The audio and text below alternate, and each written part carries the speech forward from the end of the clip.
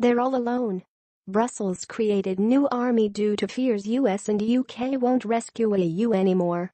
The European Union passed its new collaborative defense policy to establish a military force granting member states protection because it fears the US and UK will fail to help.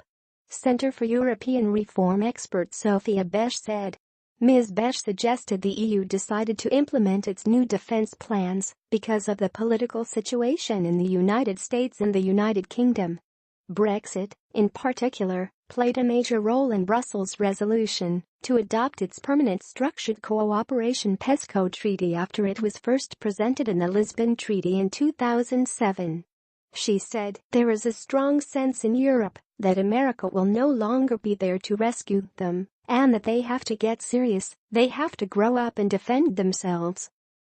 Speaking to Voice of America, Ms. Besch added, "Then we've had Brexit and the UK has always been critical of European defence integration on the EU level."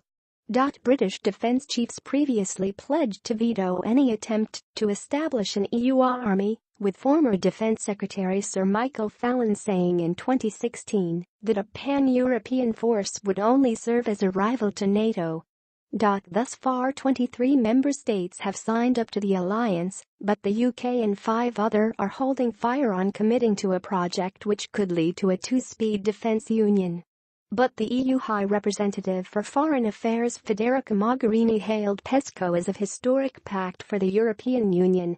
The agreement will add another convoluted deal to the bloc, with some nations taking part, while others do not.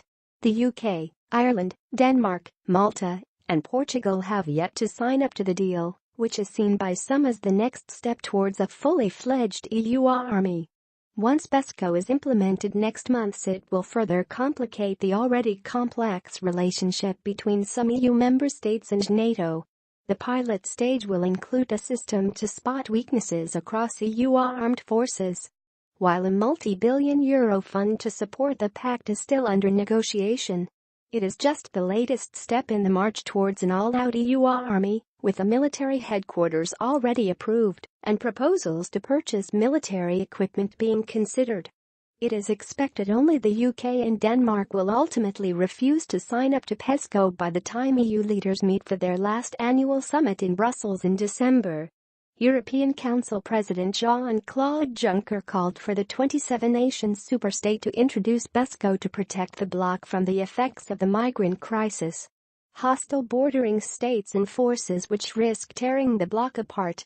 His call was rebuked by U.S. President Donald Trump, who demanded Brussels abandon plans for an EU army if it wants to ensure the U.S. continues to support NATO.